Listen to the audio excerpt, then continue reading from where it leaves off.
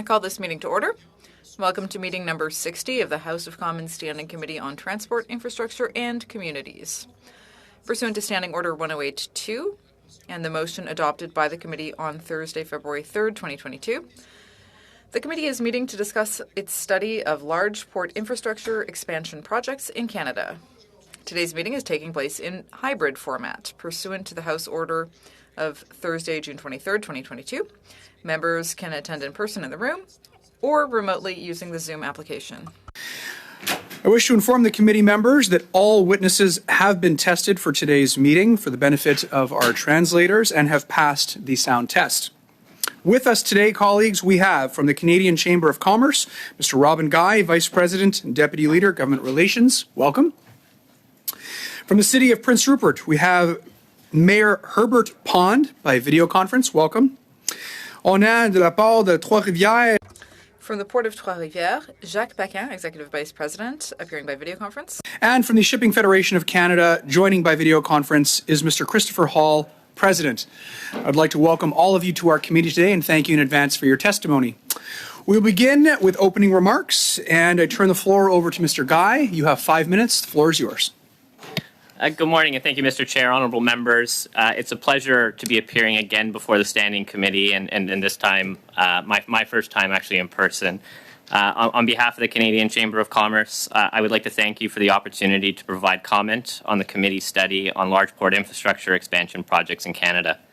The Canadian Chamber of Commerce is the country's largest business association with an active network of over 400 chambers of commerce, boards of trade representing nearly 200,000 businesses of all sizes in all sectors and regions of our country. As a trading nation, it's safe to say that trade infrastructures matter more to Canada than many other countries around the world. In fact, 2 out of every $3 that Canada makes relying on moving goods. This is significantly higher than the OECD average of just over 50%. Simply put, Canada needs to continue to invest in trade infrastructure, including large port infrastructure expansion projects. Without focusing on these projects, we will not be able to get goods like food, fuel, fertilizer, and critical minerals to market. Without focusing on these projects, we risk becoming less competitive, and without focusing on these projects, we risk not being able to grow our economy. Canada's supply chains are only as strong as our weakest link.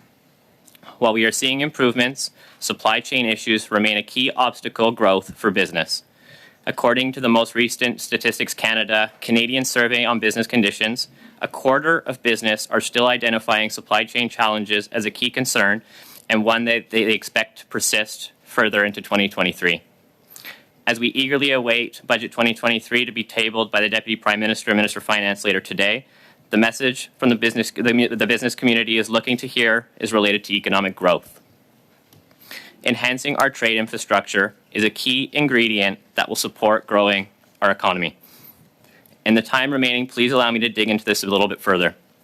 If Canada is looking to grow our economy, we need to see long-term investment in Canada's trade infrastructure, including not just our marine ports, as they are only a part of the chain, but also our railways, airports, road systems supporting it all.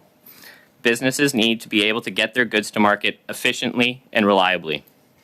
We can't just simply look to address the needs of today, but of the challenges and opportunities that we see 20 and 30 years from now.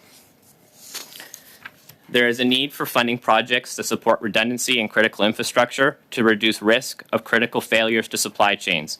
For example, building new pipelines, bridges, railroads, marine ports, and airports. Some of these investments include investing in projects that will expand rail in high congested areas, including bridge capacity, industrial lands around airports, and ports to sustain trade growth. While the government is not solely responsible for infrastructure investments, its leadership is critical. A federal commitment to major, strategic, long-term investments is key to building Canada's trade infrastructure. The government's National Trade Corridors Fund is a positive step forward. While it is supporting worthwhile projects in the key areas above, the government must work to increase the speed at which projects receive funding. Too often, projects are stalled due to inefficiencies. It must work with business on ensuring transparency for projects and by continuing to demonstrate how funding is helping address supply chain challenges both today and tomorrow. Another critical step forward is developing a vision for Canada's trade corridors. Trade corridors are key to this transportation of goods, and the government must look to work with business to develop new gateway strategies, including those for Western, St. Lawrence, and Arctic gateways.